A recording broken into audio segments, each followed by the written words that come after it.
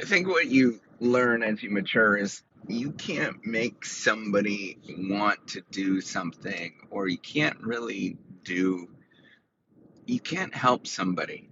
And what you need to do to really help people and to encourage people, I've been doing this whole reciprocity thing for so long now that I've realized that, you know, I thought I can, be helpful and, encourage and sort of affect a great deal of people, but I can't. What I can do is talk to one person, and I can't change somebody's mind that they are, going against their will, that they believe that they're right. I can't change any of that kind of stuff. And I have to simply just wait and bite my lip, where I am just like, okay, you have to figure it out on your own. And I think that's the challenge with all of this, is I just simply have to, realize that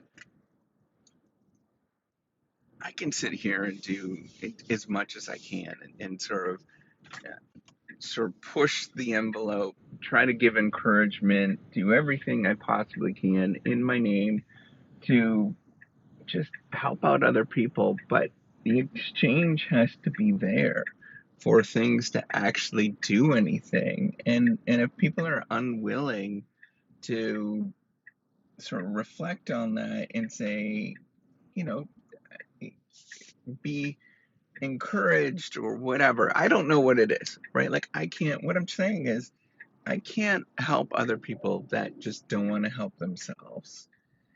And I got to take that step back. I've realized, I sort of think about that in a lot of different ways. A lot of what I've realized is, in the last few years, is just biting my tongue and realizing that, or biting my lip and just being like, you know, I wish I can do things, but given the constraints of how things actually work, I can't do it.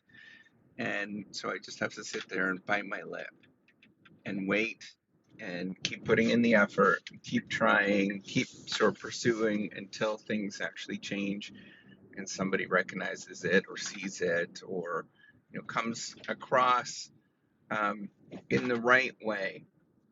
And so, this is the challenge with education, is younger kids are really easy, right? They're all eager to learn.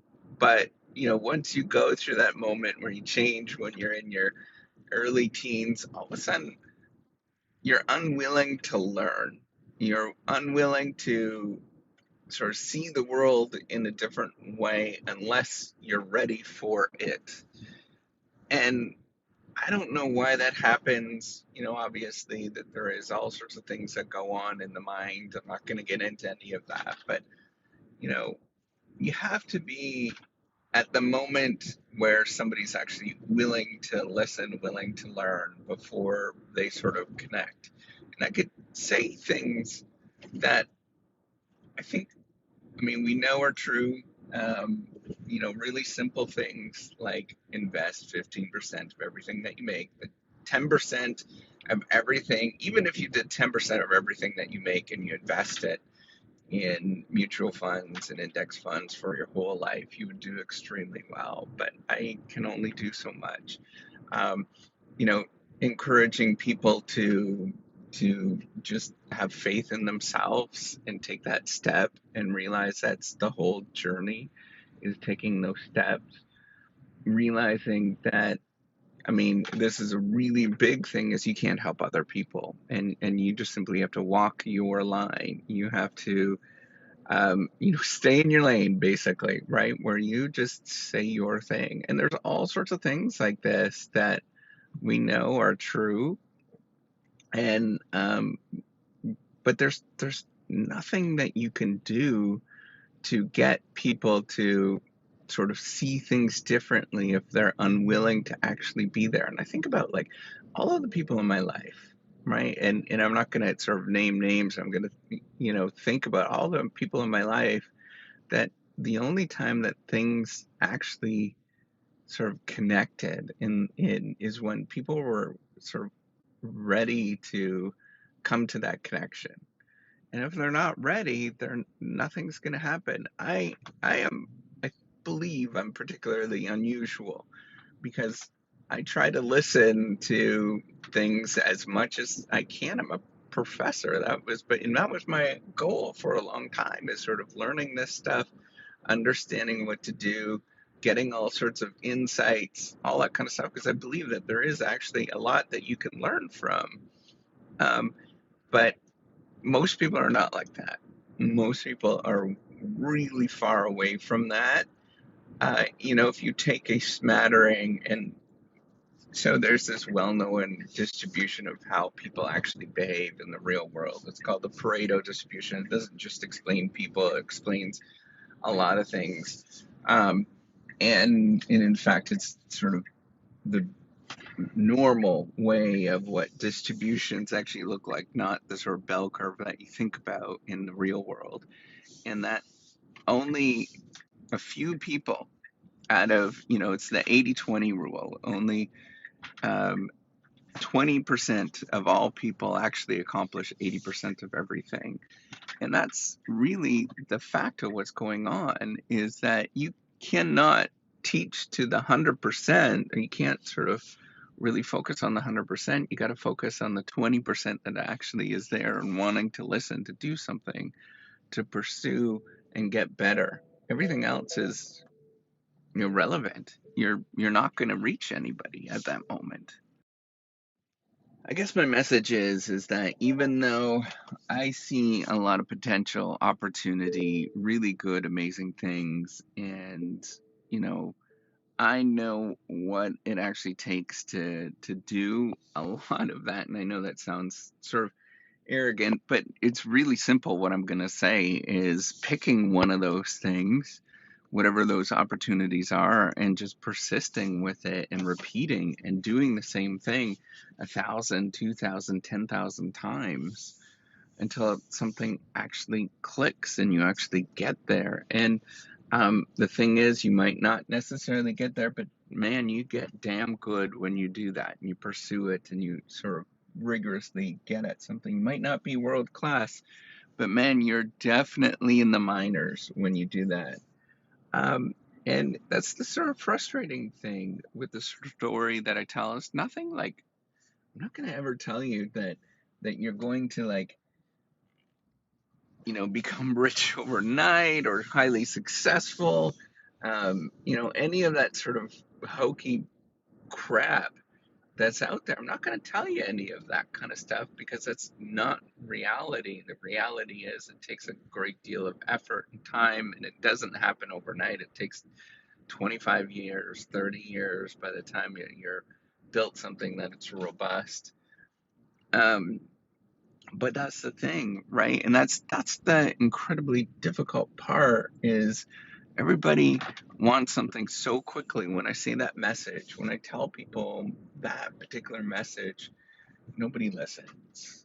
And it becomes very difficult for me to sort of um, deal with that, right? Where I have to take a step back and I have to say, wait a minute, that's not um, that's not something that I have to deal with. That's not a problem that I need to actually fight. I need to have my say, you know, really do the hard work, put in the effort, show everybody what it actually takes to do something that's important, that matters, and just demonstrate that and repeat it until something actually clicks, and then let the chips lay where they may. And that's the thing. I have to look at the distribution of people. You might have 100 people, and there's only going to be 5 people that you ever resonate with out of that 100. And that's who you should be speaking to or talking to. It's not everybody else, because they're just not ready. They're not at the right moment in time. I'm not saying that there is something good. It might be somebody else that sort of resonates or clicks or does something to them. where they're at the right moment with that other particular individual, or you might just not be resonating in the right way. I know my voice is squeaky and kind of, it's an unusual voice, I guess, and it doesn't have instill a lot of confidence in people. When they hear my voice, they think of me as being not very competent and confident and all that kind of stuff. 'Cause that's just what my voice has always been, though. And that's the thing. That's the trouble, is that you need to find the right group, the right. Um, you can't you can't help everybody, and you can't.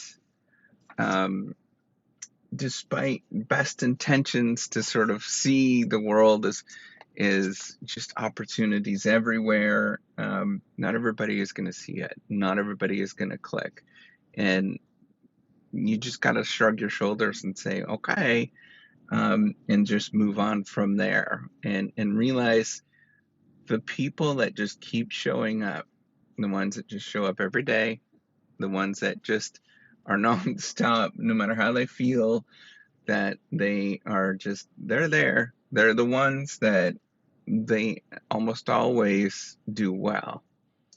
And doing well might be however you define it, whether it is your attitude, your sort of your mental state, your